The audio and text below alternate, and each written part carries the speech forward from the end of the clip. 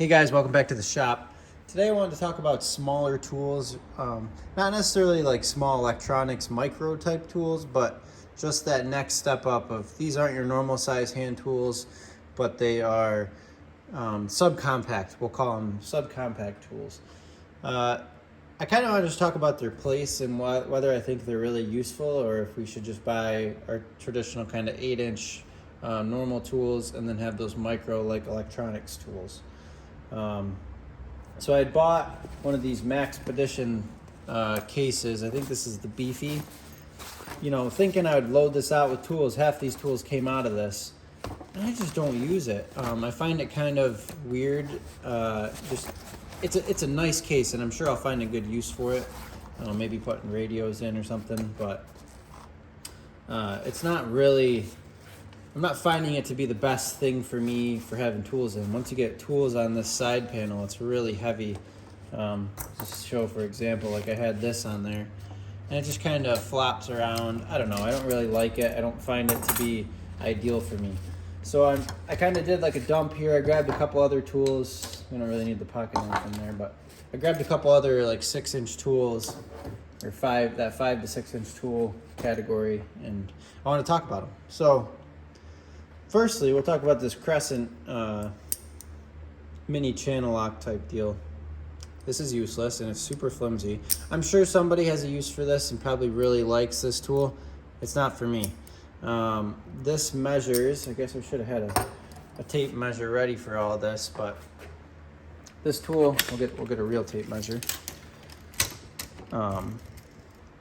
This guy measures, I think it's about 4 inches. Oh no, it's about 5. And for your 5 inches, you could get one of these mini Cobra pliers, which I think is about the same length. And you got a much bigger opening, a considerably stouter jaw, a lot less rattle, and just a much better tool. Now, on the other hand, I still don't use this. I spent probably, I don't know, $50 on this. Get rid of that guy. This pair right here. I never use these. I don't even know if I've ever used these. I've had them for probably a year now, and I could see why I would use them, but I just don't find myself grabbing them. Maybe if you're one of those guys that carries this around in your pocket, I could see it, but I already got so much stuff in my pockets. I don't want to add another EDC tool, so it's just not for me. I'm not really finding a giant use in it, so I'm trying to figure out a way to start using them, and that's kind of why I'm making this video, just spitballing ideas. I got this set of end nippers, diagonal side cutters. They are straight, which I normally like the ones that have a slant to them. I don't know if you can buy these like that, but I think this is the smallest size, the 160 handles, that you can buy that still has this normal style and isn't more of like a precision electronics. I could be wrong. There might be a 150 or a 125. If there is, I probably would like it. I find that I really like these smaller tools that have a smooth action. Like these Wiha needle nose are awesome. And I think these are about 6 inches. It might be a little more, 7 inch. So these aren't necessarily super compact, but they feel it. Maybe that's just because I got big hands, but these feel like nice and compact. That's a good group right there. I like having these two tools. I don't use these a whole lot because these are pretty new, but I'm going to start getting them in rotation. And I bought these thinking I would really like them because they have stripping holes, but they're the wrong size strip holes for, these are Jonards, Jonard, yeah, I don't know how you say that word, but that logo right there. And there's the part number if you're interested, and maybe they'll be good for your application, but that stripping hole just doesn't work for me. So these are just kind of tossed in the toolbox, and when I need some end nippers, I can use them. But they're about the same size as the Knipex, and the Knipex are just much handier for me. I really like any of those tools with a nice smooth action. Like these Wihas have buttery smooth action. I really like that. Nice and loose. And good grips. I grab for these a lot around the shop. These live in my tool cart. But so that kind of 6-inch category, I believe these are the 6-inch Bakos, wide opening. I really like this tool. Just got this a few days ago. I got the 8-inch set in my toolbox, and this, I'm trying to kind of build out a kit. It's probably something like this. I don't know if these will make the cut. Let's see, hold on. These aren't necessarily compact, but so these are the 180s. I think that's 7.5 inches. We'll see here. Yep, about 7.5. And even that kind of fits in that group nicely, and that's pretty compact. I can fit those all in my hand. And you could do a lot of work with those tools I just had right there. Those 4 tools would be really awesome. But I'm thinking, since I don't really like the beefy Maxpedition pouch, that I might kind of rock, one of these types of pouches and just dump it all in there. I don't know if these will fit in here. Probably be a little tight and kind of annoying to get in. Let's see, I got a couple more over here. Got like a bag of pouches. Maybe even one of these cheap Husky ones. Sorry, I'm trying to keep you guys in frame. No, it's still a little tight. I'll have to dig around a little bit. Maybe I'll make a follow-up video, but I'm kind of thinking I'll just make a little grab-and-go pouch where I can have these and they're good to go. And I kind of like the compact wire strippers. You guys know I do HVAC automation controls, so I'm using a lot of thermostat wire type size wire. So throwing those in, I mean, look at that kit. Think of the work you could get done with that kit. These mini vice grips, these crescent pliers are okay. They're just such a small mouth on them.